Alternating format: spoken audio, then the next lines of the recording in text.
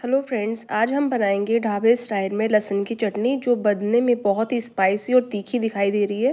Friends, आपको इसके बहुत इंपॉर्टेंट टिप्स बताने वाली हूँ और बहुत टेस्टी चटनी बनने वाली है। आप इन्हें पराठे, चपाती या सैंडविच खा सकते हैं।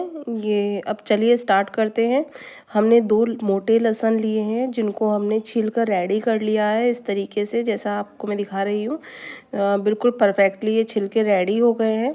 जिसमें हम अदरक कूटते हैं फ्रेंड्स, उसी के अंदर मैं इसको कूट रही हूँ। जब लहसुन दरदरा होता है चटनी में तो उसका टेस्ट बहुत अच्छा लगता है और ढाबे पे मोस्टली इसी तरीके से दाल के साथ चटनी दी जाती है, लहसुन की दाल बाटी के साथ। तो फ्रेंड्स, इस चटनी को बनाएंगे। 1 चमचा तेल डाला है, साथ में 1 चम्मच जीरा डाल रही हूँ। फुल तड़के के साथ हम इस चटनी को तैयार करने वाले हैं। आप देख सकते हैं जब तक कि जीरा हमारा चटकेगा उसके बाद हम इसमें अदरक जो कद्दूकस कर रखी है वो डाल देते हैं। इस तरीके से तेल अच्छा गर्म हो चुका है, अदरक पकेगी।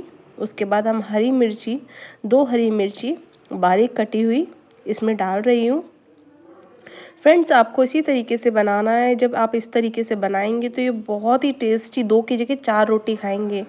जो अदरक तो हमने डाल दी थी, लहसुन जो कूट के तैयार किया है अब वो पेस्ट इसके अंदर डाल रही हूँ तेल के अंदर ही, और इसको एक बार मिला देती हूँ। फ्रेंड्स, इसके अंदर हम 1 बड़ा चमचा लाल मिर्च यूज़ कर रहे हैं। आप कम ज़्यादा कर सकते हैं।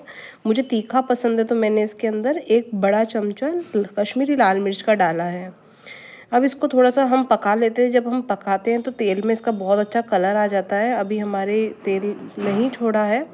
इसके साथ हमने टमाटर कद्दूकस कर लिया था। आप चाहें तो कद्दूकस कर लें, मिक्सी में भी पीस सकते हैं, बट हमने थोड़ा-सा कद्दूकस किया है, जो इसके अंदर हम डाल रहे हैं। साथ में 1 टमाटर भी काट के रेडी रखेंगे। तो इसको मिक्स कर लेते हैं, अच्छे से इसको मिलाएँगे। बिल्कुल परफेक्टली इसको मिलाएंगे और इसको 10 से 15 मिनट हम इसको पकने देंगे। फ्रेंड्स, इसको पकने के बाद थोड़ी देर बाद ही हम इसको थोड़ा सा पानी डालेंगे। आप देख सकते हैं तेल छोड़ना स्टार्ट कर दिया है। अब मसाले, आधी चम्मच हल्दी, लाल मिर्च हमने डाल दी थी, आधी चम्मच हल्दी डाल रही हूँ। साथ में 1 चम्मच धनिया पाउडर डाल रही हूँ।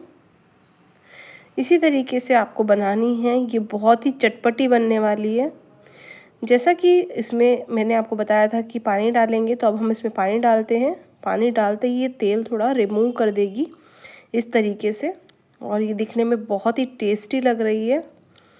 बनाते बनाते मुँह में पानी आने लग गया और इसकी खुशबू तो बहुत ही बढ़िया आ रही है। अब आप इसको थोड़ी देर पका लीजिए और जो बारीक कटे हुए टमाटर थे अब मैं इसके अंदर डाल रही हूँ। फिर से हम इसको 10 मिनट पकाएंगे जब तक कि ये टोमेटो सॉफ्ट ना हो जाए।